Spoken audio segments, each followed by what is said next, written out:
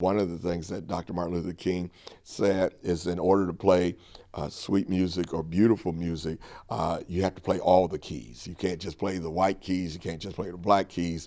You got to play all the keys. Over 2 years after the Emancipation Proclamation was signed, Union soldiers marched into Galveston, Texas, with news that the Civil War ended and the enslaved were now free. It's a day that is now celebrated across the globe and has gained more and more recognition as the years go by. It brought an end to a horrible period of our history, and we hope it's something that's never repeated. Cultural Diversity and Community Outreach Director of the Wheeling YWCA, Ron Scott, says this day in history mirrors what's going on today, referencing people protesting the social and racial injustices in our country. It mirrors it because it was kind of like the Emancipation Proclamation was out there, but it wasn't necessarily being followed. So people were saying folks were free, but they weren't actually feeling any of the freedom. So it took time for June 19th, the time the soldiers showed up in Texas to let people know this is legit now, so all of us could get on the right page now.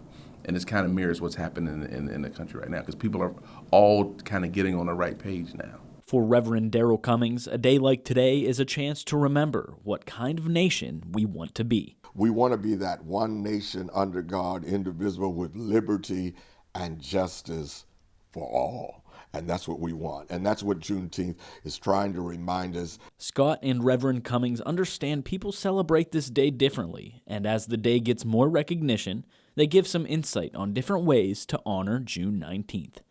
I would love that if it begins to morph into some sort of a day of service where you did something to help your fellow man out on that day. It can be a day that you would immerse yourself in a culture or a part of history that you aren't necessarily familiar with. We're just asking to rise all the boats, play all the keys, be fair to everybody, treat everybody the same. And that's what Juneteenth is all about.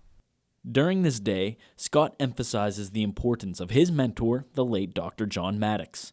Scott says he wouldn't have the knowledge of Juneteenth without Dr. Maddox. I would love for folks to also remember the influence and the wisdom that Dr. John Maddox had. It would be remiss to even talk about Juneteenth in any way and not mention him and his influence. The Wheeling YWCA, the NAACP, and Wheeling Heritage all partnered together to create a virtual celebration with local speakers and performers. You can find that this evening at 6 on the YWCA and Wheeling Heritage Facebook pages. For WTRF.com, I'm Stephen Ruffing.